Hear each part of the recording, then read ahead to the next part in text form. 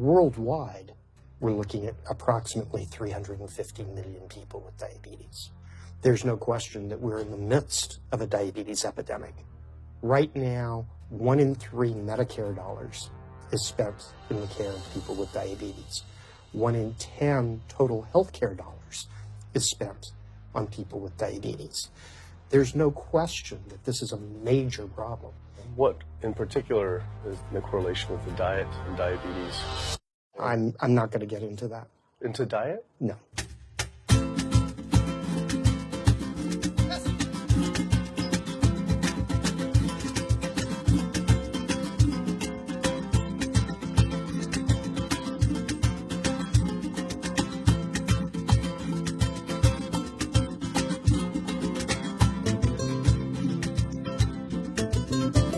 My name's Kip. I'm a filmmaker from San Francisco and I have a confession to make. I'm a recovering hypochondriac. Like so many of us, I have a family history of diabetes, heart disease, and cancer. My dad had his first heart bypass at 49, his second at age 50. My grandpa died young from diabetes complications, and both my other grandpa and grandma died of cancer. I was always paranoid that I would also get one of these diseases. Like any good hypochondriac, WebMD Symptoms Checker was essentially my browser's homepage. Even in my teens, I took Metamucil every day and a daily aspirin. I read all the latest self-diagnosis books. I ate every multivitamin I could get my hands on, and I was obsessed with bodily functions. I followed all the large health organizations' recommendations for preventing disease. I exercise regularly, don't smoke, don't drink soda, get enough sleep, reduce stress, and grew up eating what I thought was a healthy diet. Until... World Health Organization this morning has classified processed meat such as bacon and sausage as carcinogenic, directly involved in causing cancer in humans. Processed meat is clearly linked to an increase in cancer. Hot dogs or bacon could be just as dangerous as smoking cigarettes.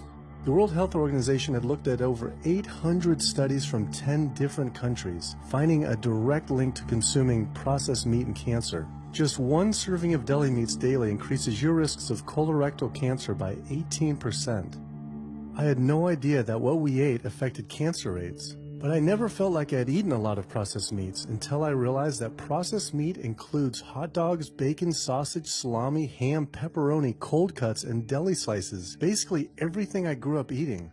The World Health Organization classifies processed meat as a Group 1 carcinogen, the same group as cigarettes, asbestos, and plutonium, and classifies red meat as a Group 2 carcinogen.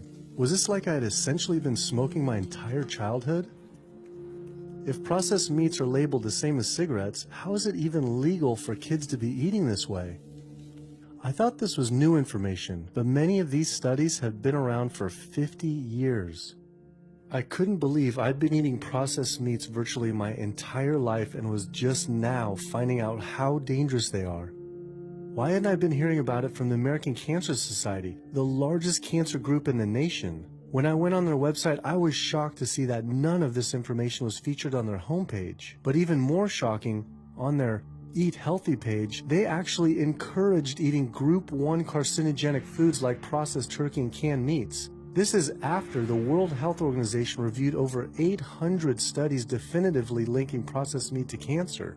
Thank you for calling your American Cancer Society. My name is Sam. I'm a cancer information specialist. How may I help you today? Hi, I was calling because I was wondering why you all recommend people to eat processed meat on your website, which the World Health Organization has classified as a Group 1 carcinogen, which is in the same class as tobacco smoking, asbestos, and plutonium. This would be like a lung association having a how to roll your own cigarette section on their website. It's kind of the same thing. But let me just place you on a brief hold because, He wasn't able to answer my questions and said someone would get back with me. I had always been concerned about cancer because both my grandma and grandpa died of cancer. I wondered if things would have been different had they known the link between diet and this terrible disease. In the US, 1 out of every 4 deaths is from cancer. Oh, sweet. American Cancer Society rep confirmed an interview this week. So we just went in for the interview with the American Cancer Society rep, and the security guard said there's no interview scheduled. So I went into my phone, and it turns out last night, after I told her that the interview is going to be about the correlation between diet and cancer, she said she could no longer do the interview. After repeated emails asking why she was declining my interview to simply talk about diet and cancer, she stopped responding altogether. Why would an American Cancer Society rep not want to talk about this? I was, however, able to connect with a growing movement of doctors who are willing to talk about the link between the standard American diet and disease. And it goes beyond just cancer. I took my old trusty van, Super Blue, once again out on the road. 2/3 of adults are now overweight or obese, and we have an epidemic cascade of debilitating disease that's overcoming the country. There's no way we can sustain the current style of care with the epidemic that we're creating with our diet and lifestyle choices. The diabetes, the arthritis, the heart disease, the dementia, the obesity, the cancers are affecting about 70% of deaths. All the data is that those 70% of deaths and morbidity are largely lifestyle related and preventable. Most kids by age 10 in the U.S. already have fatty streaks in their arteries, the first stage of atherosclerosis leading to heart attacks, strokes. Here in American medicine, we operate from the disease model.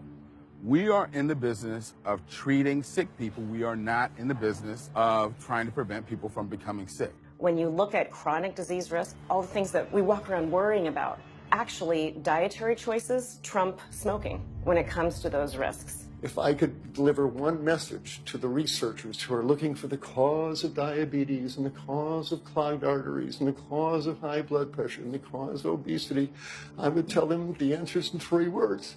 It's the food. It's what Americans are eating. Today, with 2/3 of Americans being overweight, clearly there's a food issue. In the next 25 years, 1 out of every 3 Americans will have diabetes. My name's Michael Abdallah. I'm from Atlanta, Georgia, and unfortunately I was diagnosed about 10 years ago with diabetes, and 8 years ago I had 2 stents put in. I don't know where to go, I don't know what to do, you're just like out of options and you don't know what to do. You're taking medicine, you're listening to this doctor, and the cardiologist says take this, and the endocrinologist says take that, then your general practitioner doctor says you don't know what's going on here. And it's a real challenging thing, and it's something that you don't want to get it. You just don't want to get it. Government and media almost exclusively blame lack of exercise and sugary foods as a cause of diabetes. But I wanted to talk with an actual expert on the role of diet and diabetes. I went to speak with premier physician, diabetes expert, and researcher, Dr. Neil Barnard. What role does sugar play in causing diabetes? It drives me crazy. Diabetes is not and never was caused by eating a high carbohydrate diet, and it's not caused by eating sugar. The cause of diabetes is a diet that builds up the amount of fat into the blood. I'm talking about a typical meat-based, animal-based diet. You can look into the muscle cells of the human body and you find that they're building up tiny particles of fat that's causing insulin resistance. What that means is the sugar that is naturally from the foods that you're eating can't get into the cells where it belongs. It builds up in the blood, and that's diabetes. I had never heard that meat was associated with causing diabetes. We had always been told that sugar or obesity caused it. Renowned weight loss bariatric surgeon Dr. Garth Davis, though, agreed. Everyone thinks that you get diabetic because of carbs. They did a huge study in that EPIC study, 500,000 people. Carbs consumption was inversely related with diabetes. In other words, the more carbs someone ate, the less diabetes they had. But meat was strongly correlated. Get that aha moment. The starches, the carbs are good for you. They're not bad for you. This idea that carbs make you fat is utterly ridiculous. Carbs cannot make you fat in and of themselves. We have storage in our muscles and in our liver for carbs called glycogen. So when we eat carbs, we either store it or we burn it. Now, eat fat, that goes straight to your fat. Your body can't turn those carbs into fat unless you're really overdoing the calories. Obesity, it's a death sentence. You're at much higher risk of getting cancer. You're almost certainly going to get diabetes. I mean, no one wants to fat shame, and we all want everybody to be comfortable with our bodies, but this movement to be comfortable with our bodies has made us comfortable with being sick, and that's a huge problem. I go into the hospital and I look around me, people on dialysis, all these sick people, and just about every disease in there is because of what people are eating. Here's the thing. If I eat a sugary cookie, The sugar lures you in like the Trojan horse, but waiting inside that cookie is a huge load of butter or shortening, and that's what fattens you up, and that's the part that leads to the diabetes. It's the fatty foods, not really so much the sugar. It's not that sugar is good for you. There's no nutrients in it. It's excess calories. But when you eat sugar, you don't get inflammation right away. When you eat sugar, you're not getting plaques forming in your vessels. When you're eating sugar, your body's going to store most of it as glycogen or burn it as calories. And so this focus on sugar has taken all the focus off meat, dairy, eggs, pork, turkey, chicken. People need to understand, if their child gets diabetes, you've just taken 19 years off their lifespan. We're talking life and death. I realized there was so much more about diet and disease that I hadn't ever learned. It felt as if this information had been practically withheld. Processed meat causes cancer. Sugar doesn't cause diabetes. I had doubt about the claims these doctors were making, so I did some searching on my own. Harvard researchers looked at 9 prospective studies finding that just one serving of processed meat per day increased risk of developing diabetes by 51%. The link between eating meat and developing diabetes became undeniable. But when I went on the leading diabetes organization's website, the American Diabetes Association, not only did they not have this information front and center, they were featuring recipes for red and processed meat. And on their recipes for healthy living, they had bacon-wrapped shrimp? What the hell? All right, send an email to American Diabetes Association, see if they'll get back to us. As destructive as diabetes is, it pales in comparison to heart disease. Over 17 million people die every year from cardiovascular disease. It is the leading cause of death around the world. Nearly 1 out of every 3 people will die from this disease. The amount of people who die from cardiovascular disease is the equivalent of 4 jumbo jets crashing every single hour, every single day, every single year. My name is Amy Resnick, and I'm from Swampscott, Massachusetts, a little bit north of Boston. And I recently went to my doctor for asthma because I had a very hard time breathing. And while there, she did some blood work, and one of the tests was C-reactive protein, and on a scale from there was a scale of 1 to 3, 1 being low for cardiac event, 3 being high for cardiac event, and my number was 10.82. What does that mean? That means I am on the road for a heart attack, and she said probably within the next 30 days. 30 days? 30 days, if I'm going the way I was going.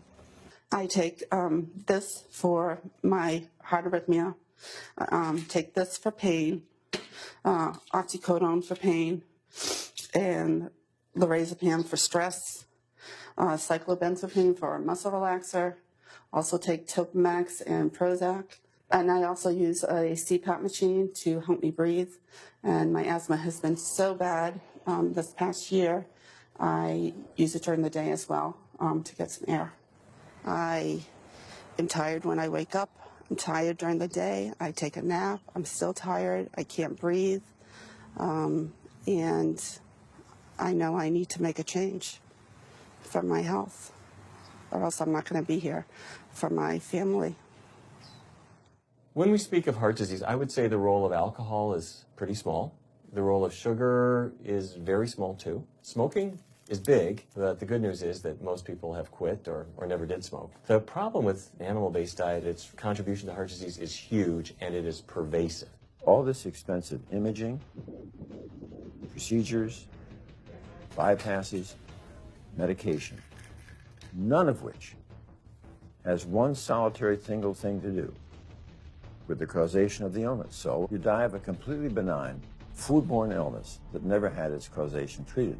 When we eat these kind of dead meat bacteria toxins, within minutes, you get this burst of inflammation within your system such that you basically paralyze your arteries. You get this stiffening of the arteries, their inability to relax normally in half. So it's not like decades down the road eating unhealthy, there'll be some damage. No, we're talking damage right then and there within minutes of it going into our mouth. Many people are given the diagnosis of Alzheimer's disease when it's not true Alzheimer's at all. The vast majority of people suffer dementia due to their tiny blood vessels in their brain clogging up up and their nerve cells being shortchanged of oxygenated blood. And guess where that blood vessel dementia comes from? Those little tiny arteries are clogging up from that steady stream of fat, cholesterol, etc. It's really quite clear from the standpoint of cancer and the standpoint of cardiovascular disease that animal protein plays an enormous role. Is chicken better? It's a question of whether you want to be shot or hung. The flesh food that I would eliminate from the American diet would be poultry, would be turkey and chicken. A brilliant advertising campaign has convinced people that, oh, it's white meat, it's healthier. The leading source of sodium in the American diet for adult is chicken. It can be labeled all natural chicken, but be injected with the salt water, I think up to 800 milligrams of sodium. Heterocyclic amines are clear-cut carcinogens, and they can form in any kind of meat as it's heated, as it's cooked. But by far the biggest source is chicken. We sent researchers into fast food and family restaurants. Not only were there carcinogens in every single restaurant, but we found them in every single chicken sample that we took. If somebody brings their family in and they're buying a bucket of chicken, nobody tells them that there are carcinogens. If you're selling carcinogens to people, you've got to warn them that they're in there. But the American Cancer Society encourages people to switch from red and processed meat to chicken.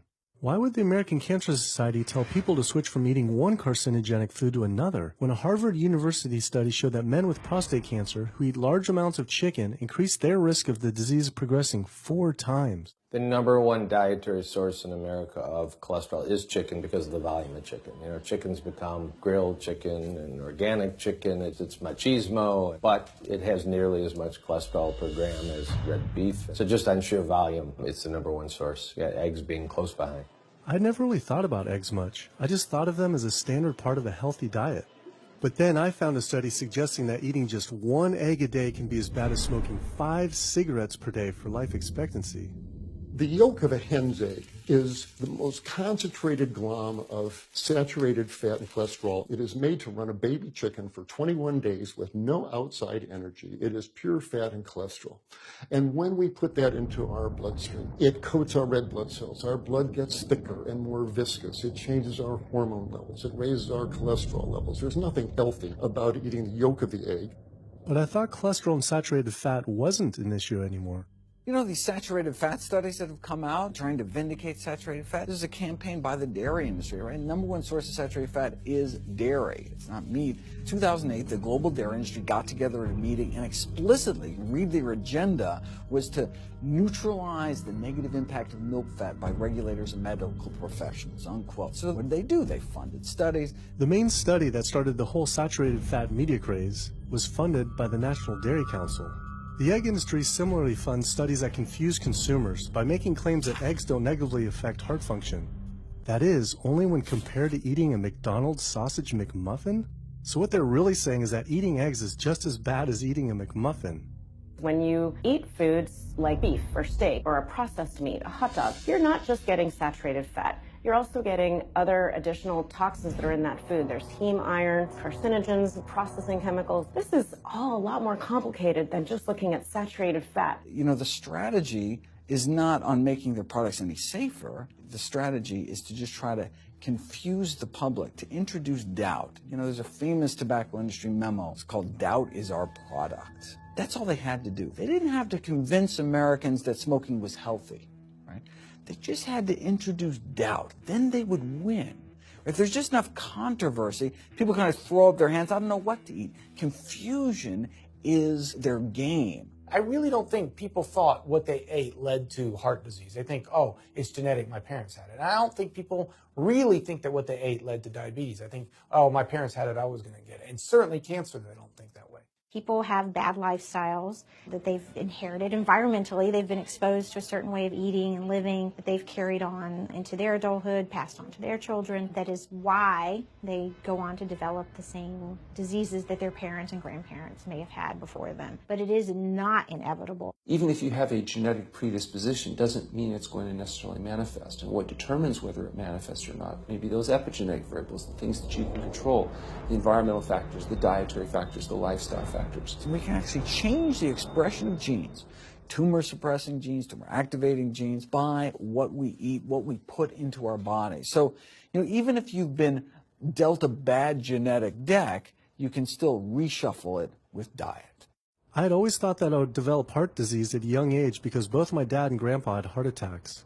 I was taught that they were genetic, but their heart attacks probably had less to do with genes and more to do with their diets high in meat. That's why when I went on the American Heart Association's Heart Healthy Recipes page, I could not believe they had an entire section on beef recipes. This was just like the American Cancer Society encouraging eating Group 1 carcinogens on their site. Meatloaf, pork loin, steak on your recipe list? Are you kidding me? It's like this menu is trying to give people heart attacks. Your website, we noticed Heart Healthy Recipes, and we were kind of bewildered by why there's a bunch of recipes on, a whole section on beef recipes, and there's also a section on egg recipes when there's such a strong link between beef, red meat, and heart disease. I honestly don't know because I don't do that, I guess. That's not what I do. Another organization rep that wasn't able to answer my questions, but he said that he'd have someone get in touch shortly. I was, however, able to talk to the president of the American College of Cardiology, Dr. Kim Williams.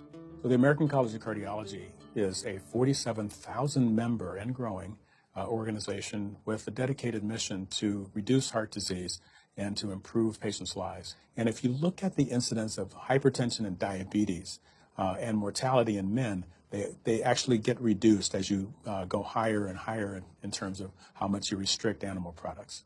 What about fish? So fish is a little different. You've got the 4 worries, which is PCBs, mercury, saturated fat, and cholesterol. And the cholesterol is all over the place. You can hit tuna and water, that'll be almost less than a glass of milk, to salmon or tilapia, which is higher than a pork chop. If you look objectively at fish, what you find is they've become essentially mercury sponges. And that's why in many parts of the country they warn you, don't have more than so many of these fish a week because it's getting too much mercury can kill you. Fish are eaten by bigger fish who are eaten by bigger fish, and these pesticides and herbicides bioaccumulate in the fish flesh. And the big fish, including the salmon, which people think is the healthiest fish, truth is the amount of pesticides and herbicides in the flesh of these fish are shocking, and they have estrogenic and cancer-promoting properties in them. They'll say, well, but don't sardines have less concentration of toxic waste product than other ones? Something being less toxic doesn't make it healthy. It just makes it less toxic. Farmed fish is by no means healthier. All the antibiotics that these animals have to be fed, similar to chickens and turkeys kept in confinement. These fish get infections. They get fungal infections. They get bacterial infections. You've got to feed them antifungals, antibiotics, and these substances accumulate in the fish flesh as well. I always knew that pollution was bad for our health, but I had never thought about the environmental pollutants affecting food. Dioxins, being the most toxic man-made chemicals known to science, cause all sorts of things. They cause endometriosis, they cause cancers, they cause endocrine disruption problems. Most of your exposure, 93% of it, comes from eating meat and dairy products because it climbs up in the food chain so effectively. So you can get exposed to living near these incinerators and breathing it, but it'll take you 14 years to breathe in as much dioxin as a cow will ingest by eating the grass in one day. And that dioxin will accumulate in its fat, which includes the milk and the meat, and anyone eating meat or dairy products is going to get that dose of dioxin, so it climbs up the food chain every step. Men have no way in their bodies to get rid of dioxins, but women have 2 ways. They're both involving having a baby. One is that dioxin crosses the placenta into the growing infant, and the other is that it comes out from the breast milk. So if you have a meat and dairy consuming mother breastfeeding that infant, then the highest impacts of toxic exposure like mercury and dioxins will go to that infant. Pregnant women are told, oh, certain types of fish should be avoided. But what about all these other animal products which are introducing, imagine as the fetus is developing, introducing these very harmful toxins which create reproductive abnormalities, developmental problems, and hormonal issues right as the child is developing, the most critical stage of development. It does make you worry when people say, don't you want to have a little bit of milk because you're pregnant? Don't you want to have some fish because you're pregnant? Who do you think is going to get the chemicals that are in that?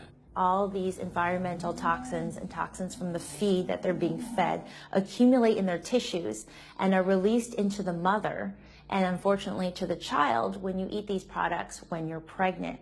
So this includes antibiotics, hormones, steroids in animal feed. Commercial animals are largely fed GMO corn and soy, which are very laden in pesticides.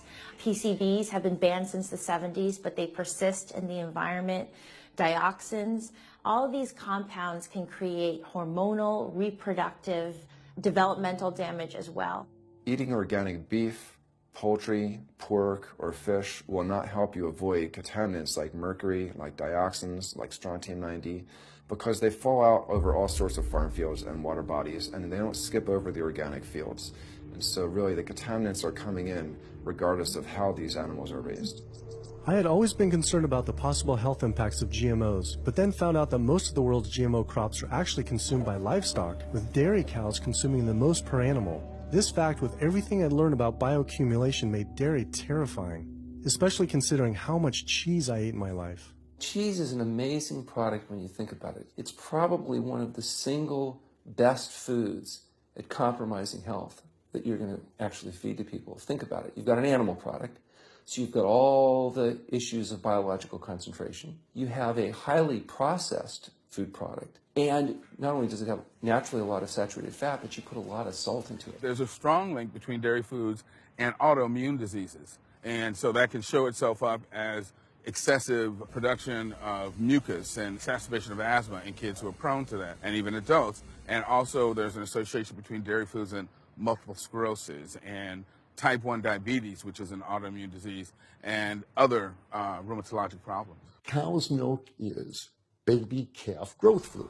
That's what the stuff is. There's absolutely no child or human on earth who actually needs the milk of a cow any more than they need the milk of a giraffe or a mouse. Most people in the world are lactose intolerant. I mean, that's the normal state of affairs. Why would your body create this enzyme to digest lactose after weaning, after infancy? It doesn't make any sense. 73% of African Americans are lactose intolerant, 95% of Asians, roughly 70% of Native Americans, and about 53% of Hispanic Americans are lactose intolerant. Our government is encouraging Americans of color to eat foods that it knows is going to make them ill. Ultimately, what that boils down to is the government is telling me as an African American to eat food that's going to make me ill for no health benefit so that it will benefit dairy farmers. That's a form of institutionalized racism. Yeah, milk is a risky food for human consumption. As a pediatrician, I see on a daily basis children suffering from conditions that are linked or associated to dairy consumption, such as eczema, acne, constipation, acid reflux, iron deficiency, anemia. Cow's milk protein is the most allergenic food. People say, well, no, I want hormone-free, not injected with bovine growth hormone. But milk is this hormonal fluid, so it's just packed with sex hormones and natural sex steroid hormones like estrogen, progesterone. In fact, doesn't matter if it's conventional milk, doesn't matter if it's organic milk. Milk without hormones, that's an oxymoron. Organic dairy has just as much saturated fat and cholesterol and galactose and all the things that you don't want as conventional dairy. Dairy products in general have a lot of other products associated with it, not the least of which is pus. I mean, they actually have laws limiting how much pus you can actually have in a milk and still sell it. I believe it's like 750,000 pus cells per cc. Because, I mean, you wouldn't want too much pus and it'd be like pure pus. People might object. In fact, you could think of cheese as kind of coagulated cow pus, if you would. But I was always told that we need milk for strong bones. I'm Jane Chapman, and not too long ago, finally got some x-rays of the hips and back. Severe bilateral osteoarthritis of the hips. And actually, I'm scheduled for 2 hip replacements. That's bone on bone. It's the grinding of the joints. My stability is scary. I hold on to the walls if I'm at home. I've been told to use a walker. I'm only 61. This is not how you're supposed to live when you're this old. I have a really hard time believing that that's all that's left. Researchers have studied bone development in kids and whether they get stress fractures and that kind of thing. And the kids who drink the most milk have 0 protection. Milk does not build strong bones. Harvard researchers have looked at a large group of older women. Over an 18-year period, the milk drinkers had 0 protection from fractures. So this old notion that somehow milk is going to build strong bones or protect your bones later in life, it's a myth. People that drink milk have higher rates of hip fractures, have more cancer, and live shorter lives. It turns out that countries with the highest dairy consumption also have the highest rates of osteoporosis, so clearly drinking more milk doesn't protect your bones. Doing more research, I found that dairy was linked to many different types of cancer as well. Just like many of us, I thought that the majority of cancer was due to genes, but only 5 to 10% of cancer is actually genetic. Any cancer is caused by a DNA mutation, but that's not enough. So that can cause that first cancer cell, but one cancer cell never killed anyone. 2 cancer cells never killed anyone. But 1 billion cancer cells, now we're running into problems. So we need to reduce the growth factors in our body, like IGF-1, insulin-like growth factor 1. It's this cancer-promoting growth hormone involved in every stage of cancer cell growth and spread and metastases. Any animal protein boosts the level of IGF-1. Dairy products increases your risk for various forms of cancer, especially those related to your hormones. So breast cancer, prostate cancer, ovarian cancer. So this is not a product, even in its most pure state, you want to be consuming because it does come with risk. I found out that dairy can increase a man's chance of getting prostate cancer by 34%. And for women who've had breast cancer, just 1 serving of whole dairy a day can increase their chance of dying from the disease 49%, and dying from anything 64%. Why weren't breast cancer sites like Susan G. Komen warning everyone about this? For calling Susan G. Komen, this is Jocelyn. How may I help you? So we're wondering why you don't have a huge warning about the dangers of consuming dairy on your website when there's a direct link to breast cancer.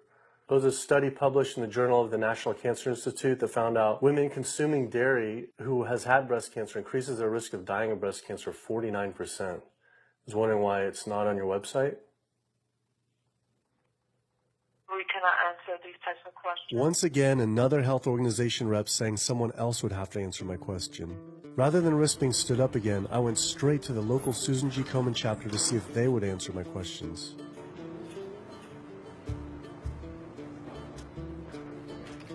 They didn't want to answer my questions in person either, and told us to stop filming, but promised they would connect me to the national office directly.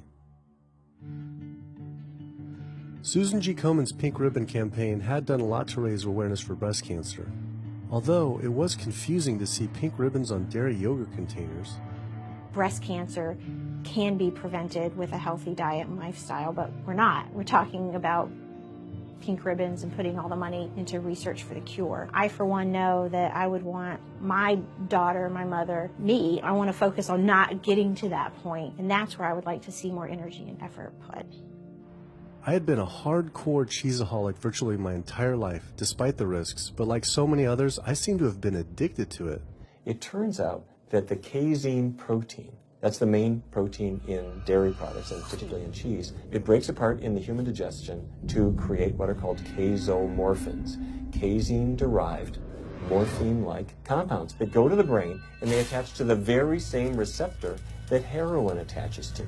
Don't get me wrong, they're not as strong as that, but they are strong enough to make you come back again and again and again, despite the fact that you're gaining weight, you're more unhealthy than you've ever been, but that cheese just calls out to people. Casomorphin may play a role in SIDS, and sudden infant death syndrome, may play a role in autism. This is one of the reasons why we don't want infants drinking milk from cows. Human breast milk has 2.7 grams of casein per liter, compared to 26 grams per liter for cow's milk. That's practically 10 times more. No wonder it's so addictive. This talk about addiction made me think about all the drugs animals are fed. I went to the headquarters of the Center for Food and Safety, the nation's leading FDA government watchdog group, to see how concerned we need to be about drugs in our food. So that we know of, there are at least 450 different drugs that are administered to animals, either alone or in combination. These drugs are given to animals for a variety of reasons, very, very few of which are actually beneficial to consumer health. We've got drug companies that work real hard to make sure they can sell lots of drugs to people raising cows, pigs, and chickens. The pharmaceutical industry sells 80% of all the antibiotics that it makes in the United States to animal agriculture. Antibiotic residues are found in meat, other antimicrobials are found in meat, there has been ractopamine found in meat, there's been hormones found in meat. So right there you're talking about 4 different drugs that could be, in the same piece of meat. The pharmaceutical company is supposed to show the safety of animal drugs. They're not really testing to see what the impacts of these drugs are on humans. They're really looking to see what the impacts of these drugs are on animals. When we try to get information on some of the health studies and the environmental studies, from federal agencies, we get back page after page of blacked out information because the company claimed confidential business information. Consumers have no idea what is in the products that they consume. So how sick something makes me and how bad it pollutes the environment is a secret for a company. In the animal agriculture industry, as in the tobacco industry, these companies really have a vested interest in making sure that the public doesn't have information about their effects and what risks are really posed to consuming them. Have this system where animals are living in their own waste, they're living next to animals that are sick or even dead, and they're stuck in cages with these animals. The bacteria tends to spread, so that the pathogens that are being created in these filthy conditions are breeding resistance to antibiotics, and the public are becoming exposed to those. We already have people dying from salmonella and other things that you eat. We're having about 3,000 people die every year in the United States. That's more than the number of people that were killed in 9/11 in the Twin Towers in New York.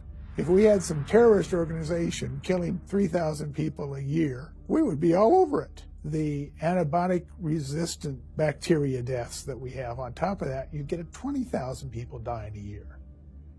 That's 7 9/11s every year. Can you imagine if that many people were being killed by some terrorist group in the United States every year? We would find them. You know, the World Health Organization has said we're nearing a post-antibiotic era in medicine. You'll be at risk in minor surgeries to have a fatal infection. You'll be at risk going to the dentist if you have a tooth extracted. Or it'll be like Civil War medicine.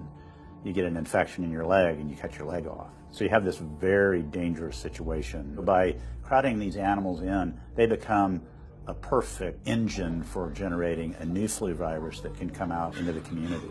If you lived near a swine spray field, not even the CAFO, but the waste disposal field, you were 3 times more likely to have a MRSA infection. You can't see how it impacts the average person's life in Duplin County, North Carolina, and not be a little upset about it. From an environmental standpoint, from a community standpoint, from all other aspects, North Carolina, we're in a state of emergency. We've already had bouts of swine flu, or H1N1 as they prefer to refer to it. That particular swine flu incident was originated on a farm here in North Carolina. There's approximately the same number of hogs in North Carolina as there are people. Between 8 to 10 times the amount of feces is produced by a hog, an adult hog, as compared to an adult human. 10 million pigs in North Carolina produce the waste equal to 100 million humans. This is the equivalent of the entire U.S. eastern seaboard flushing their toilets into North Carolina. But there's no waste treatment. The pigs' waste falls through slats in the floors of the sheds they are forced to live in. It is then pumped into giant waste pits, which leach into rivers and streams, and is pumped out unfiltered onto fields, further polluting the environment and neighboring health. When you go back and you look at where these hog facilities are located, there's a disproportionate number of them that are located near communities of color, low-income communities. It is definitely a human rights issue. My sister, she have asthma, and you know, her brother, he have asthma. He's 3, and we don't know what she might have. I have asthma, I have sinus, I have sarcoidosis, that's the bacteria, and I have a pacemaker, which is 6 sinus syndrome. But you know, mostly everybody in this neighborhood got asthma or either cancer. My neighbor there died from cancer probably just last year. My nephew down the street, he's got cancer. He's in terminal cancer, stage 4. Not a smoker, not a drinker. And it's not in his lungs. It's in his lymph nodes. But if you live here and saw the way they do, you don't eat no pork. Well, I don't eat bacon because I know where it comes from. When they die, they go into a box and they decompose because they swell from especially heat. A truck come and pick them up, take them to the processing plant in Rose Hill, round them up into feed, and feed it back to the hogs. If I come out this door, if he's spraying there, it's going to come in my face. It hit you right in the face. It smells like something that you have never smelled before. It smells worse than a dead body. It's the family graveyard. I have my grandmother out there, my sisters, my brothers. When we go to the funeral, he used to spray. During the funeral? During the funeral, yes. During the funeral. Yeah, he spray. And when the people come, everybody be closing their nose up, saying how it stink. They can want to have a cookout on Sunday, he'll spray. Do you think he does it on purpose? I think so. Because he just sprays Sunday. He always sprays Sunday. And in most of these area, hog houses and turkey house is in the black area or the Hispanic area. It's either or. Do you think it's also a civil rights issue? Yes. Yes, I do. Yes, I do.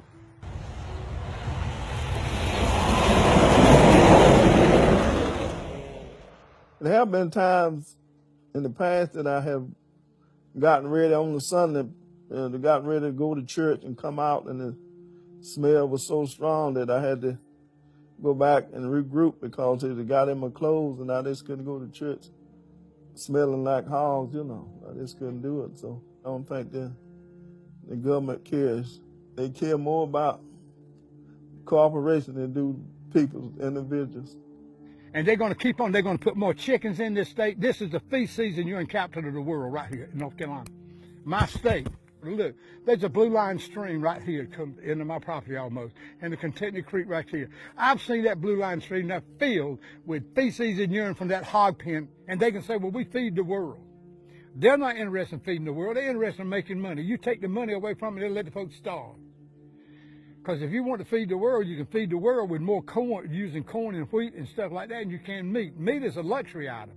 When we're doing things that hurt other people, we're wrong. But a lot of good people will sit there and eat bacon knowing that it's causing someone else to be very unhappy. I woke up the next morning to find the Burden River had experienced another massive fish kill from the pollution running off hog farms. Tens of thousands of fish were washing up on shore. All this talk about health, I realized that I was only focused on personal health. But health started to mean so much more to me. It was about health of my family and our communities. I couldn't under good conscience support an industry that I knew was harming others. Pollution from animal agriculture isn't just an issue in North Carolina, though. Raising animals for food produces more greenhouse gases than the entire transportation sector. It is a leading cause of rainforest destruction, species extinction, ocean dead zones, and freshwater consumption.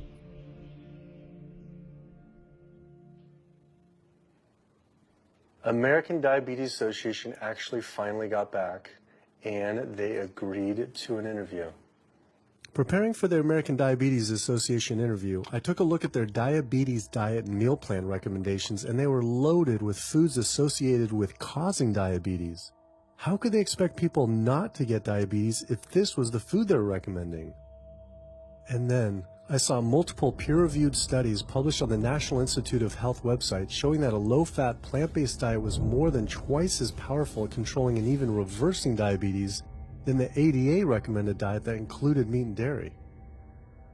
Well, the mission of the American Diabetes Association is to identify a prevention and a cure for diabetes, but in the meantime, to improve the lives of all people who are affected by diabetes. And what's the best way to prevent this? For type 2 diabetes, it's unclear. We can't prevent type 2 diabetes in everybody. When we're doing the research, we came across a lot of studies that said that you actually could potentially cure or reverse diabetes with a purely plant-based diet. I don't believe there's sufficient evidence to demonstrate that. How does it compare to the ADA diet that you recommend? We don't recommend a specific diet. We recommend healthy eating. The one that's on the website. We recommend healthy eating. Do you have a whole list of exact day-to-day, the meal plan, the whole meal plan? All they are selections of foods to consider. We do not have a diabetes diet. But with that selections, that you consider that plan compared to a plant-based plan? No one's done that study. We found actually some studies, that a 74-week study found that low-fat vegan diet versus the ADA plan in type 2. I think we're done here. I'm not gonna get into an argument about. Oh no, I was just wondering the studies of if this is true or if it shows that. Any diet works. Any diet works if people follow it. But if it's a diet that's not the proper diet, like if anyone follows a diet that they eat I can't tell you what a proper diet is. I can tell you what an improper diet is. So then we can talk about the good diets. I'm not sure why. I'm not going to get into that. Into diet? No. Why not? If that's where you want to go with this, I'm sorry, I'm not the person that you should be talking to. And why is that, though? If that's what you want to get into, I'm not the person you need to be talking to. Who do we talk to about diet? You can talk to anybody you want. But that's interesting, though. Why not recommend a diet? Because the data don't exist to support it. But if we see data that we looked up that supports it with, like, you know, the NIH, in Europe, the European Association of Diet. We're done. I'm sorry. I'm not going to get into that argument with you. That's not an argument. I'm not going to get into the argument. Why is it an argument? It's just talking about in European study of diabetes and other places that have studies why. There are lots of studies. Why is it even an argument? There are lots of studies in the literature, many of which have never been replicated or, frankly, are wrong. That's why we do peer review, okay? The European Association of Study of Diabetes has been peer reviewed? Or I don't know what study you're referring to, and in the absence of being able to see that study, I'm not going to comment. I could show it to you. I'm sorry, I don't have the time for that. I just don't understand why it's an argument, though. Okay.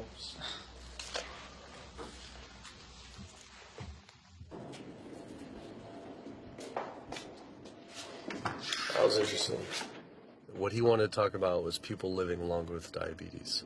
But once you mention eliminating diabetes or prevention, oh, whoa, now you cross the line. Prevention and cure, whoa, let's not go there. Not only did Dr. Ratner, the chief medical officer of the American Diabetes Association, not want to talk about diet, but the fact that he had such an emotional reaction to my question made it feel I was digging into something that he didn't want uncovered. I had always thought there was no prevention for type 1 diabetes, but then I did research and came across countless studies referencing the link between exposure to dairy at a young age and type 1 diabetes. I mean, this is a food made for baby cows. Cow milk protein gets into the bloodstream, and the body says, hey, this isn't supposed to be in the bloodstream. It makes antibodies to the cow milk protein, which then attack the pancreas and destroy the pancreas. How is this possible that ADA wouldn't have this forefront on their website? Why wouldn't they be warning all parents about this, even if there were only a slight chance? Why were they recommending people to actually eat these foods linked to diabetes? It seemed all of the large health organizations were encouraging people to eat the very foods linked to the diseases they're supposed to be fighting against. American Heart Association promoting beef, American Cancer Society promoting processed meat, pink ribbons on dairy products, and bacon-wrapped shrimp on American Diabetes Association. And then it all came together. What if?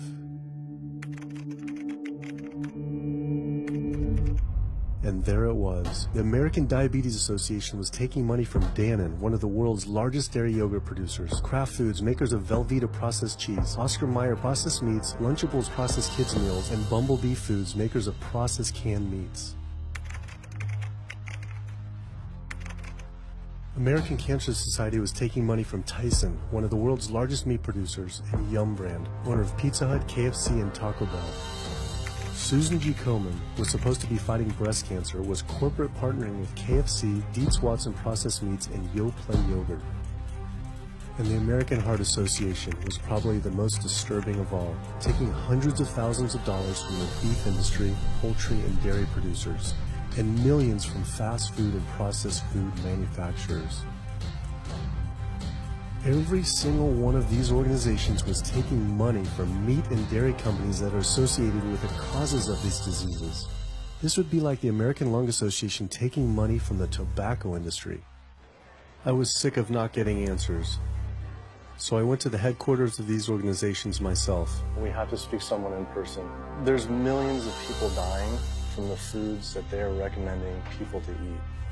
I wanted to find out why Susan G. Komen had accepted $35 million from Yoplait when their products can increase a woman's chance of dying from breast cancer 49%. And ask American Cancer Society if taking money from KFC and Tyson was the reason they promote eating meat. But every one of these organizations declined to be interviewed.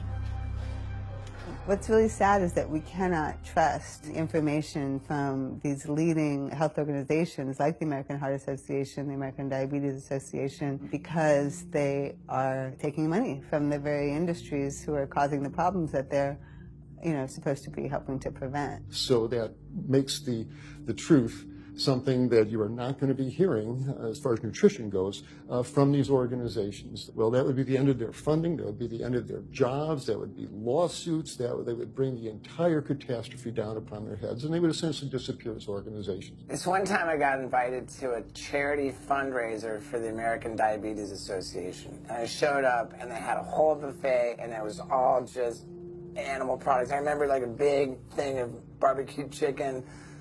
And I was like, I stormed out. I said, like, serving chicken at a diabetes event is like serving alcohol at an AA meeting. It just doesn't make sense. We had scheduled to film an interview with a prominent surgeon, but before we could get inside the building, the hospital's media relations manager stopped us. Actually, I understand that Dr. said that you could film here today, but unfortunately that's not going to be able to happen. I know that he advocates for patients changing their diets, but the hospital makes money off these surgeries, and the reality is he does too. So we can't do anything that's going to negatively impact the hospital, so unfortunately you're not going to be able to film here today. I was sickened by how open she was about the hospital being more interested in profits than people's health. But it wasn't just this hospital or these organizations. Even the U.S. government is involved too. Every 5 years, the U.S. Department of Agriculture creates dietary guidelines for Americans. The committee who writes these guidelines has been made up of individuals who have received money from McDonald's, the National Dairy Council, the American Meat Institute, the National Dairy Board, the National Livestock and Meat Board, the American Egg Board, Dannon, candy and sugar companies, Coca-Cola, and Anheuser, just to name a few, which means we are getting our dietary recommendations from the very industries that are killing us. And when the USDA, makes a pyramid or a power plate every 5 years for the American public, they're going to guarantee that on that plate are going to be foods which, when consumed, will result in millions of Americans perishing. The USDA, which is supposed to be protecting us, has two missions. It's supposed to protect us, and it's supposed to protect the producer. And guess what? When those two come head to head, they usually choose the producer. In internal documents uncovered by Dr. Greger, the USDA admitted that eggs cannot legally be called nutritious, low-fat, part of a balanced diet, low-calorie, healthful, healthy, can't say it's good for you, or even safe. Yet they still promote these products to the American people through federal checkoff programs. If you ask somebody if they've heard the checkoff program, the odds are they haven't, although daily they are seeing the messaging that these programs produce. So checkoff programs are responsible for the messages that we see on TV, on the internet, on bus billboards and magazines that say things like, milk, it does a body good, or milk life, beef, it's what's for dinner, pork, be inspired, the incredible edible egg. The dairy checkoff program gave $12 million to Domino's to just market cheese-heavy products. And this is the USDA, this is the government. If you've seen those ads for the Pizza Hut pizza, the stuffed crust, or a pound of cheese, those are all government advertising schemes for the industry. How can we put more cheese on beef? How can we put more milk in a coffee? Things like that to just drive consumption of these just unbelievably unhealthful products. So McDonald's, for instance, has 6 people staffed full-time, according to records we found, whose salaries are paid for by this government program, but funded by the producers who are regulated by it. And these 6 people sit there at McDonald's headquarters and just come up with ideas. Triple cheese decker, McCheese muffin, stuffed bacon, cheese slider? With extra cheese? Nice. Yes. You don't think of it on a day-to-day basis that these are government programs. The Wendy's bacon double cheeseburger, government program. The steak fajita at Dunkin' Donuts, government program. You would just never think that this just pure garbage from a food standpoint is coming from a federally funded program. That's one of the things that makes checkoffs so incredibly creepy, is that it is our government telling us, eat more beef, drink more milk, eat more cheese, eat more pork. One of the very effective ways that the dairy industry promotes its products is to reach children. because kids are impressionable, they're going to be consumers for their entire lives, and you might as well get them while they're young. So dairy spends at least $50 million promoting its products in public schools throughout the country with posters with people with milk mustaches and messages like milk, it does a body good, or milk life.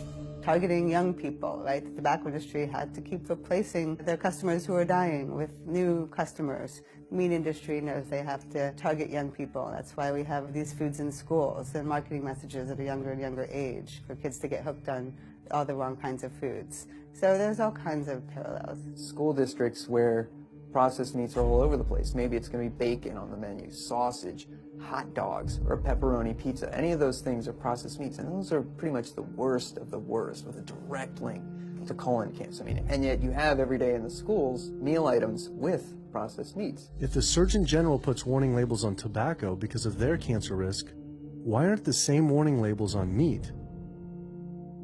Based on the publicly available data, we know they spend at least $557 million promoting their goods through checkoff programs. We know that they spend at least $138 million lobbying Congress. We expect that they spend a good deal more than that in figures that simply aren't publicly disclosed. The industry's lobbying power is so strong that they can create laws and push through legislation that doesn't benefit Americans in any way, such as ag-gag laws that criminalize whistleblowing or photographing abuses by this industry. Activists in the U.S. can be charged as terrorists for disrupting the profits of any business that uses animals under the Animal Enterprise Terrorism Act, to the even more ridiculous ones like cheeseburger laws.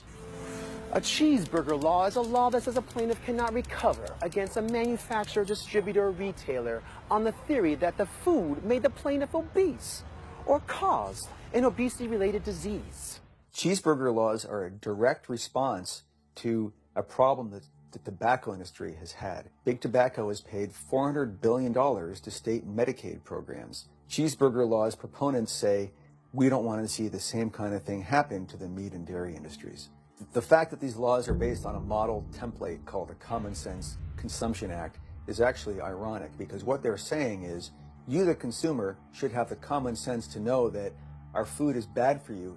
I've often typified the meat industry to people who maybe don't understand its power and reach, as it's got all the money of big tobacco and big pharma, and it has the personality of the National Rifle Association. So any little thing that comes up, man, they beat it to death. Robert Martin wasn't exaggerating. When the profits of the egg industry were threatened by egg alternative company Hampton Creek Foods, extremely disturbing emails were uncovered by Ryan Shapiro and Jeffrey Light. We uncovered documents demonstrating the American Egg Board considers Hampton Creek, quote, a crisis and major threat to the future of the American egg industry. The American Egg Board considers a successful egg replacer company to be such a threat that they joke on their government email addresses about murdering the CEO. In internal government emails with the heads of the egg industry, they suggest having the CEO of Hampton Creek, Josh Tetrick, murdered, including a menacing email from the executive director of the American Egg Board.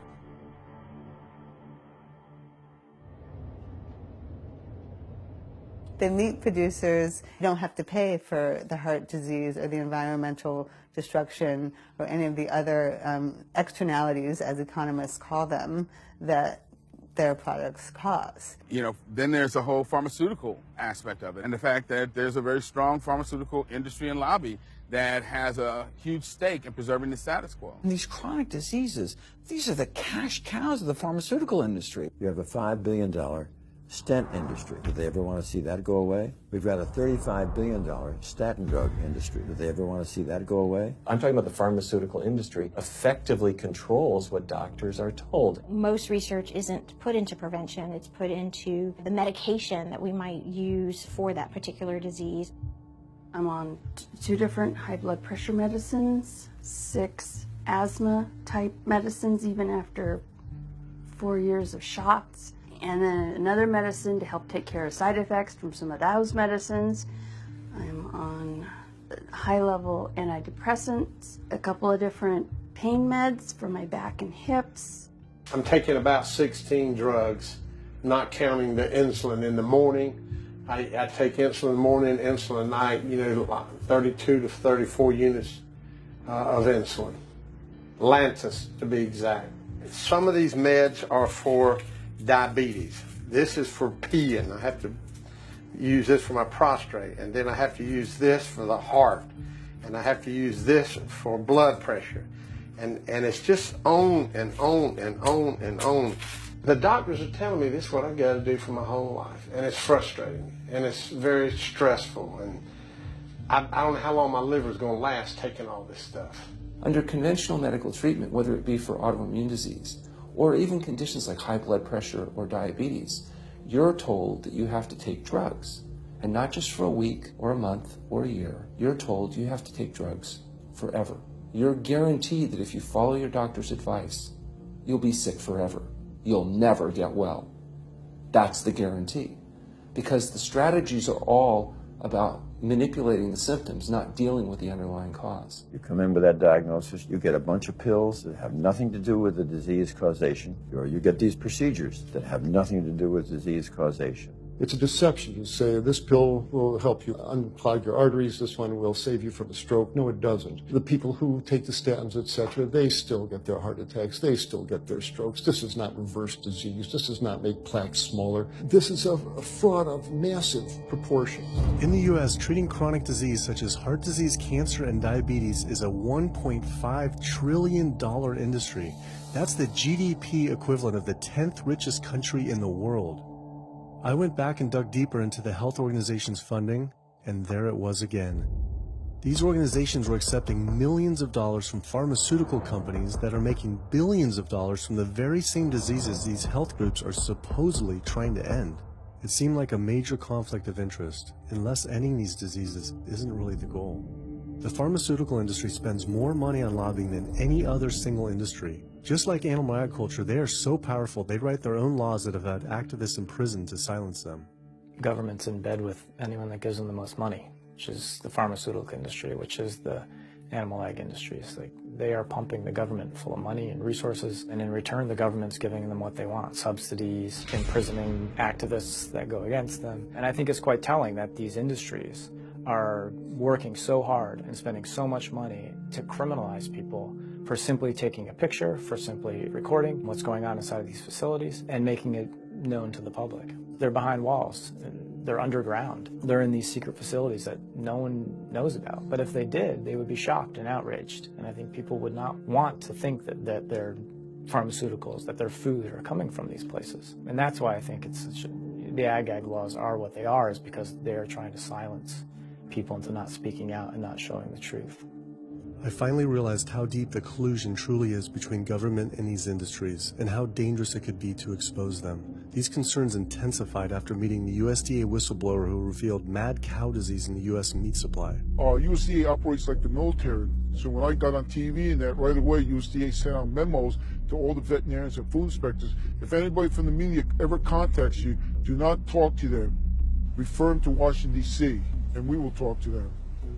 So right away, shut up everybody. American public should be very concerned about this. What's going on with USDA? Here in the United States, we have at least 4 cases of mad cow disease, but I'm almost positive there's more cases than that, but the government isn't looking for it. So what you're saying is that there could be already mad cow disease in humans. Right, and I think a lot of it was misdiagnosed. With the Alzheimer's or dementia, it takes several years and you see the progression, but to make it easier, these doctors just sign off on it as dementia or Alzheimer's without actually taking a biopsy of the brain to see if it's that, or is it actually a prion disease like Creutzfeldt-Jakob disease or mad cow disease. Do you think it's safe to eat meat? I personally don't think it's safe to eat it because of the fact how the line speeds are increasing, and also our inspectors are not well trained enough. At the present time, the line speed now is going about 220 cows an hour. That gives you about somewhere around 4 cows per minute, so that's 15 seconds per cow. These dangerous slaughter speeds means that animal waste ends up everywhere. Testing shows 88% of pork chops are contaminated with fecal bacteria, 90% of ground beef, and 95% of chicken breast sample contain animal waste bacteria. There is nothing clean about eating this way. But it just isn't waste, it's also pus-filled infections. You can see there's a bump or some kind of abscess underneath the hide. Most of the time when the hide's pulled off, Either that will open up the abscess and the pus will come out, or if it's deep-seated, when the inspectors are doing their work or the company employees, they might stick their knife into an abscess and it explodes all over the place. I had heard enough. I was utterly disgusted by the corruption, the greed, the disease, and the abuse I was learning about. The very animals we were killing us and the planet. But so many people eat meat and dairy every day of their lives, and we are so concerned about getting enough protein. Do we have to eat meat to get complete protein? Oh my God. Oh my God. You want me to jump off this belt and junction now? Well, first of all protein is made by plants. I'll state that again for the record. All protein is initially made by plants. All of it. And it is not necessary to eat animal tissue in order to get protein. Only plants have the ability to actually take nitrogen from the air, break those molecules apart, and incorporate that nitrogen into amino acids and then make protein. Any protein you get from an animal is simply recycled plant protein. If you ate a diet that was calorically adequate, and even things like brown rice and broccoli, and you got enough of it, you'd get enough both quantity and quality of protein. 2,000 calories of brown rice and broccoli is going to be about 80 grams of protein a day, including the essential amino acids that you need in order to maintain optimum health. I mean, grains are loaded with protein. Beans are loaded with protein. Vegetables are loaded with protein. You really want to get your protein from plants because plant proteins have a much more beneficial effect on our physiology. The funny thing about protein is most Americans get about twice the amount they need. Most Americans get less than half the amount of fiber they need. But the conversation tends to always be about protein. So in my mind, it's just this magical marketing campaign that protein has taken on over the decades. The question is not where do you get your protein, it's where do you get your fiber? I have never in my professional career seen a protein deficiency. I've never seen someone come in eating normal amounts of calories and they're protein deficient. You just don't see that. So human milk has the lowest protein content ever in any species ever tested. I mean, that's the fluid that's been designed by evolution over millions of years. And that's just like the perfect food for human babies, right? Perfect food, lowest protein content any other mammal. And so it gives a sense of kind of protein requirements for anything. So look, then rat milk, ape milk, donkey milk, any milk has ever been tested. And you hear this a lot in bodybuilders. They're like, well, I need, chicken, or I need fish to be, to be strong, to build muscle tissue. That is utter nonsense. The largest, strongest terrestrial animals on the planet are all herbivores. The biggest, strongest animals are all herbivores. When we bring in people and they're on meaty diets and we transition them to a plant-based diet, we always track what they're eating. Their vitamin intake goes up. Their nutrition overall goes up, dramatically better. And these same people might worry in advance, will I get the nutrition that I need on a plant-based diet? The fact is, you're not getting the nutrition you need on a meat-based diet, and you're going to get dramatically better nutrition on a plant-based diet. For an average-sized guy like myself, I need about 56 grams of protein a day. That's optimum. Probably I really need 30 to 40 grams a day. Diets that are really high in protein create diabetes, create heart disease, create cancer, create the diseases that I'm treating on a daily basis. But this is the opposite of what all the high-protein diet fads say. The food you eat determines the bacteria that live in your gut. While you eat animal flesh every day, you are summoning up bacteria that eat carnitine. And those bacteria will turn that carnitine into a molecule called trimethylamine. Your liver then turns that into trimethylamine oxide. That's a molecule from hell. That molecule drives cholesterol into the artery walls. And the people who are consuming this flesh-based diet are contributing to plaque building up. They may lose weight on this diet, and that's good. But what's happening inside your arteries, paleo friends? What's happening is that plaque is building up, and these are the folks who drop dead at the gym at 39. Boy, he was lean and he looked really good. But where is that cholesterol going? It's going into your artery walls. So I believe these paleo folks are setting themselves up for an epidemic of clogged arteries, colon cancers, autoimmune diseases. This is not a healthy diet. We are not carnivorous apes. Humans' closest living relatives are chimps, who get 97% of their calories from plants and the remaining 3% mostly from insects. Comparing the anatomy of true omnivores like bears, who eat both meat and plants, to frugivores like primates, who eat almost exclusively plants, the differences are pretty clear. Frugivore teeth have flat molars for chewing plants, where omnivore teeth are serrated for stabbing and tearing flesh. Frugivore jaws can move forward and back and side to side. Omnivore jaws cannot. Omnivores have much stronger stomach acid for digesting meat compared to less acidic stomach acid of frugivores. The intestines of frugivores is 9 times their body length compared to 3 times for omnivores. This is because meat will putrefy in the gut unless it is moved through quickly. If humans were indeed true omnivores, we would need to change our physiology and appearance quite a lot. But we fit every requirement of a frugivore. We may behave like omnivores, but anatomically, we're frugivores. Human beings, unlike bears and raccoons, and to some extent dogs, don't have that mixed anatomy and physiology that you see in the true omnivores, and thus we are not true omnivores. In humans, the canines have become really small and rounded and actually function like accessory incisors. They're utterly useless for ripping and tearing anything other than an envelope. So the idea that the mere presence of the canine somehow means that we're supposed to eat meat is silly. He was right. I always thought my canines were for meat, but what kind of animal could I actually kill and eat raw with these tiny teeth? The thought alone was disgusting. I mean, everybody loves a smoothie made with fruit and even some vegetables, but if you think about putting a fish or a piece of beef in a blender and grinding it up, the thought is absolutely repulsive. All these diseases I had learned about were from eating a diet our body wasn't designed for. What would happen if we started eating a diet our body actually was designed for? The data is crystal clear that you can stop and reverse heart disease with plant-based diets, scientifically shown. I've seen it in my own patients. People who adopt low-fat plant-based diets can actually reverse their heart disease, and that literally means watching the plaque start to go away, something they didn't think could happen. My experience with patients is, and the studies show, that when people adopt a fully plant-based diet, their cholesterol levels plummet within a few days. And if you do blood tests in a couple of weeks, you'll see dramatic improvements. Yes, your numbers are going to look great within a week or two. Your cholesterol can come crashing down. In fact, if you're on medications, your doctor may have to pull off your blood pressure medications so your blood pressure don't drop too low because it can work too good. Like that, the side effect is not having to take drugs. In a groundbreaking study published by Dr. Esselstyn following patients suffering from cardiovascular disease, 99.4% were able to avoid major cardiac events by going plant-based. Because it's not just heart disease. It's hypertension,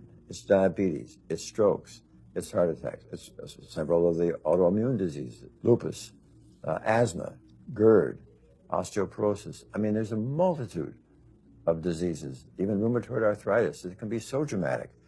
When you see these poor souls with just absolute crippled with rheumatoid arthritis go plant-based, then they come off their medication. I wanted to follow up with Jane Chapman, who had been suffering from severe osteoarthritis, and I could not believe what I saw after only a few weeks of fasting and changing her diet. Those are so amazing. See, like this a few weeks later. I know. From going from the walker, needing wheelchair assistance at the airport, to strolling down the street, enjoying the fresh air, the sunshine. 2 weeks. It's all it took, 2 weeks to get off all the meds and start to feel the inflammation just kind of drain out of the body, where the movement was much easier. Just a lot of healing occurred very, very rapidly just by doing the right things for your body. When you're treating diseases with drugs, you know, there's one drug you take for cholesterol, a different class of drugs you take for high blood pressure, different class of drugs you take for diabetes. But with diet, a plant-based diet affects all these diseases. One diet to kind of rule them all. The impacts of eating this way go far beyond ourselves. By getting rid of heart disease alone, we would save up to $48 trillion in the USA, 3 times the US GDP. Conditions like high blood pressure, you don't have to take the drugs the rest of your life and be sick forever. What you can do is live in such a way that it gives the body a chance to heal itself. We took 174 consecutive patients with high blood pressure, and 174 people were able to lower their blood pressure enough to eliminate the need for medication. For inflammatory bowel disease like Crohn's, the best remission rates ever achieved through plant-based diet. MS, multiple sclerosis, the best results ever achieved compared to any medical, surgical, any kind of intervention was a plant-based diet. You can see that with every sequential reduction in animal products, people live longer, they have less heart disease, they have less cancer, they have less diabetes. You can actually take human cancer cells, you put them in a petri dish, and you can drip the blood of those eating vegan, get about 72% suppression in human prostate cancer cell growth in vitro. They wanted to try this again with women and breast cancer. So they said, let's see what a plant-based diet can do. After just 2 weeks, their bodies cleaned up. You drop their blood on the same carpet of cancer cells. You can clear off the whole plate. This is after just 2 weeks eating healthy, which raises the question, what kind of blood do we want in our bodies? My background is in industrial and systems engineering, and that was my career path for a long time until I got thyroid cancer, and everything changed from there. I decided that I wanted to try alternative methods and treatments rather than have surgery and have my thyroid removed, which meant I'd be on medication forever, and I didn't want that. I just started reading how a plant-based diet can heal the body, and it has worked for so many people. So I immediately just switched to a completely whole food plant-based diet. After a year, the cancer was completely gone, and my thyroid had shrunk to normal size, and I was completely free of that. This was tough to believe. Couldn't this all just be from eating healthier, though, like no sugar? Turns out Dr. Walter Kempner from Duke University back in the 1940s was reversing some of our worst killer diseases with diet alone. And the diet he was using was not only strictly plant-based, but it was made up of white rice, fruit, and table sugar. And he was reversing diabetes, he was reversing malignant hypertension, reversing heart disease, the diabetic complications, reversing diabetic blindness. So these people basically had death sentences, went to him, and were given basically sugar, this horrible diet, but it was strictly plant-based. If this information had been around since the 1940s, why don't all doctors know this? We're not taught about the power of food in medical school. No one is taught that the changes that we make with our diet are probably the single most powerful thing we can do to determine our destiny. It trumps our genetics. Why isn't your doctor telling this? Odds are your doctor never learned any of this. In fact, there's even a bill introduced just mandating physicians get 7 hours nutrition training every couple of years, just kind of stay on top of it. And who came out against that? The California Medical Association. Even the family physicians, the surgeons, all the mainstream medical groups came out opposed. It's 7 hours. That's a lot, even if it's over 1 4-year period. So they're not just kind of neutral, but they're actually actively opposing nutrition education. Ironically, when patients come to doctors with questions, they assume that the doctor knows something about nutrition, and so it's kind of a double whammy that doctors haven't been taught much about nutrition. Why don't we hear about this from dietitians when nutrition is their entire specialty? Turns out the American Nutrition and Dietetics Association puts out nutrition fact sheets written by the industries themselves. The industries pay $20,000 per fact sheet and explicitly take part in writing them. So you can learn about eggs from the egg industry, and you can learn about lamb from the lamb industry. This would be like learning about the benefits of smoking from the tobacco industry. When people are eating meat, I think of it as a bit like smoking. It's sort of Russian roulette. You may not get diabetes, but your chances of getting diabetes, about 1 in 3. You may not get cancer, but your chances, if you're a man, about 1 in 2. A woman, 1 in 3. Your chances of gaining weight, 2 out of 3. It's not all diet, but most of it is. The best thing that you can do to make sure that you empty all those bullets out of the chamber and you're not taking risks with your health is to get the animal products out of your diet and eat healthy foods.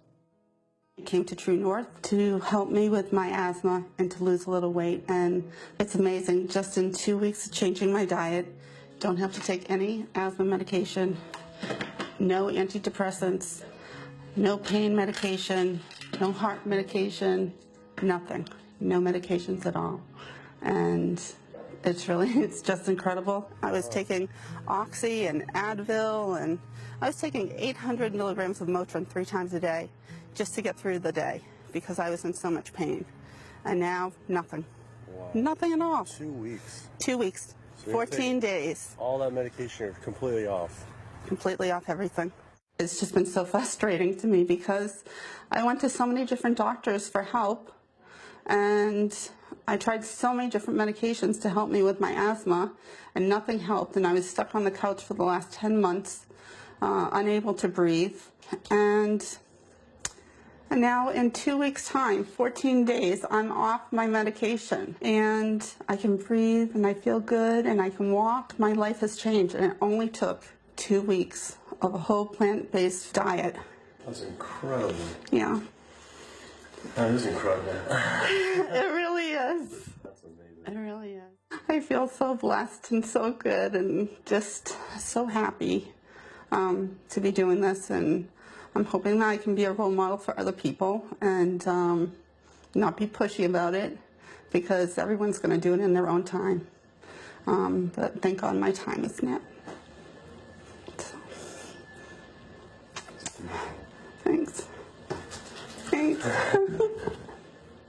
As powerful as Amy's story was, I knew for some, eating 100% plant-based would still seem extreme. I think there's this sense that everything's okay in moderation, right?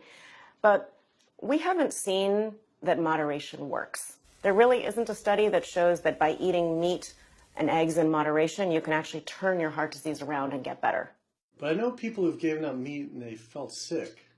Yeah, it's unlikely that anybody's symptoms are caused by a dead, decaying flesh deficiency. The lack of highly processed animal food products in the diet is not going to be associated with the causal factor about why they're sick. There is going to be a reason why they're not feeling well, but that's not going to be one of them. So I've had people go vegan, and they come back to me, and they're like, I'm hypothyroid, and my doctor says I'm hypothyroid because plant-based diet makes you hypothyroid. I'm like, so what does your doctor tell all his meat eaters that are hypothyroid? Boy, what's an animal flesh or dairy that you can't get in plant-based? Cholesterol, heterocyclic amines, E. coli. You know, if you think about it, there is nothing in an animal-based diet that you can't get in healthier form somewhere else. The only other vitamin is vitamin B12. It's not made by plants, not made by animals either, made by little microbes that blanket the earth. So because the way we live in our sanitized world, unless you're eating bacteria-contaminated foods, we need to get a source of B12 from somewhere. So the healthiest, cheapest, safest source is to get a vitamin B12 fortified food or vitamin B12 supplement, not to get it from meat and dairy. What about people who say they have to eat meat for their blood type or their genes? I mean, it's like I need meat because I'm a Capricorn, or I need meat because I have an A+ blood. I mean, it's like, what do you say? No one has to eat meat. I mean, there's no vitamin, mineral, nutrient that you can't get from non-animal sources. Valentine's Day, I decided to go vegan and give up all meat, which was never in my thoughts in a while, million years, but I've heard so much success from people that are vegan. And so I gave up all animal products whatsoever. I've lost 29 pounds. I've been able to cut my meds in half. I've been able to cut my insulin in half. And now I'm going for the moon. I'm going to cut it all out. In the last 6 weeks, we've just had 3 grandchildren. And my ugly face is going to be around to see them graduate from high school and college. I'm going to be here. My mission is to let everybody know you do not have to suffer from diabetes and cancer and heart disease because someone in your family had it or because the doctors are telling you this is what's going to happen. You can take charge of your health and have a positive outcome just like I did.